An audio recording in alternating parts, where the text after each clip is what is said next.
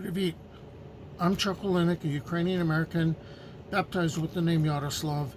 Today is August 12th, 2026. It's year 5, day 170 of the war in Ukraine, or day 1631, if you want to count it in days, or since Russia annexed Crimea, day 4556.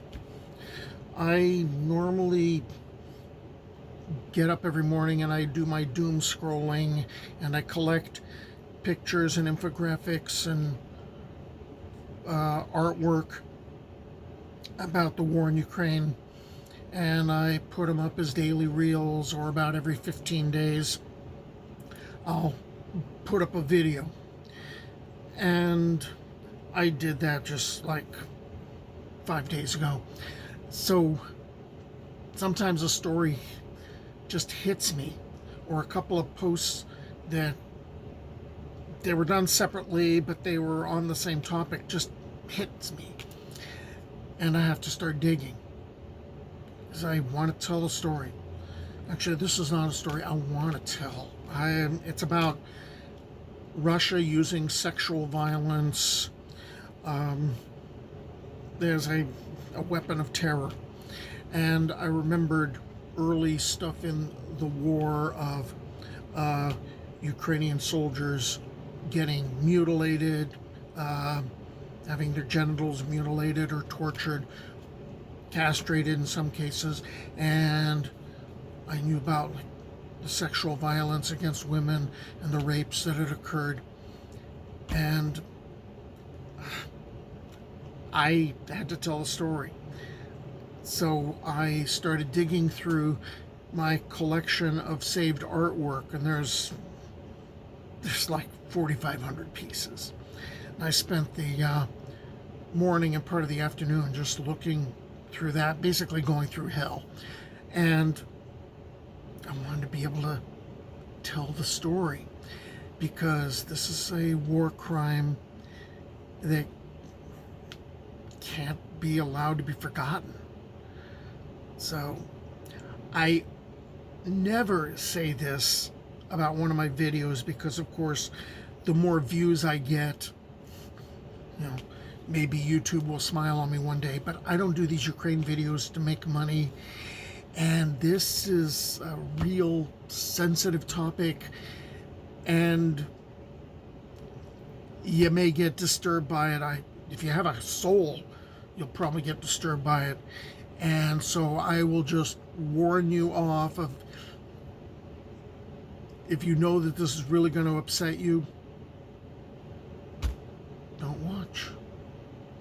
For those of you that want to stick around, here it is.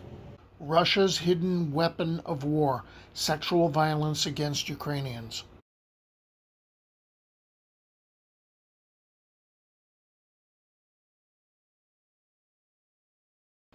We never met women who said no to Russian soldiers because they all died.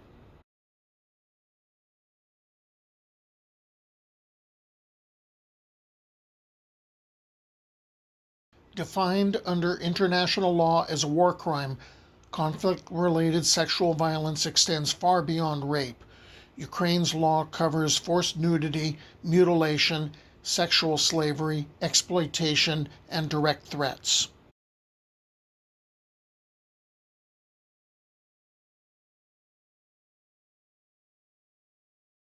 Over 95% of Ukrainian POWs face sexual violence or torture in Russian custody, UN reports.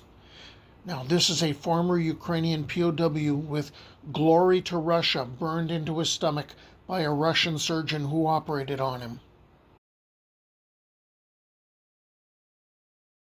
UN data shows that over 95% of interviewed Ukrainian prisoners experienced torture or ill treatment. More than half also reported sexual violence, including rape, gang rape, beatings to the genitals, electric shocks to the genitals and nipples, and degrading treatment of a sexualized nature.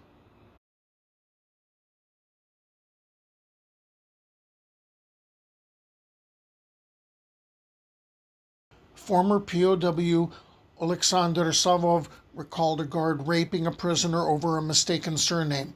When they found out, they said, "Sorry, happens. Here is a cigarette." Savov died in 2025 from torture and exhaustion.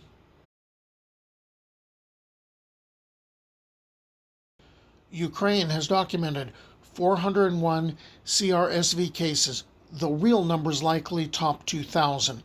Ukraine has indicted 81 Russian soldiers and convicted 26 while supporting survivor dignity.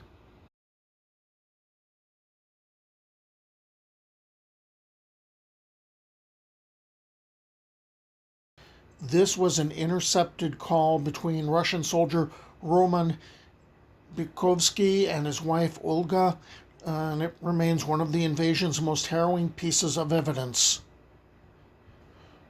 Rape those Ukrainian women, okay? And don't tell me anything. Rape them and not tell you anything? Yeah, so I don't know anything. Can I really? Yeah, use protection.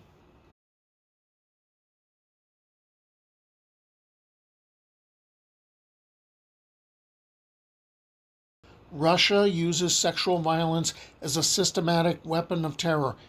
After verifying 310 cases against captives, the UN blacklisted Russian forces in 2026.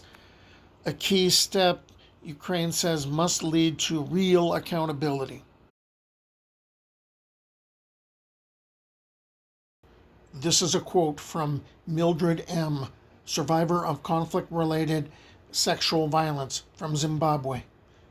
Justice is the true healer of the wounds we carry. No amount of money or words can restore our lost dignity, but justice will surely pave the way for us to regain our dignity.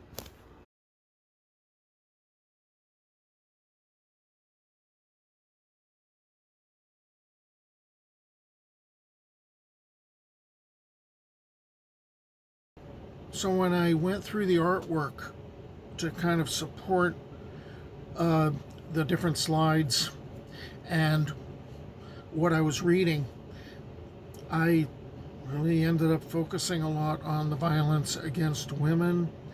I did not, when I was trying to show them as strong, I did not want to show them as cowering behind a man, because there's a hell of a lot of strong-willed Ukrainian women I know. I grew up in a house with one. My mom. The idea of seeing a woman painted where she's cowering behind the brave soldier. A lot of women are serving in the Ukrainian armed forces, and I didn't want to dishonor that. Well, I need to go get a drink and actually be around happy people right now. So, until the end of the war, Slava Ukraine.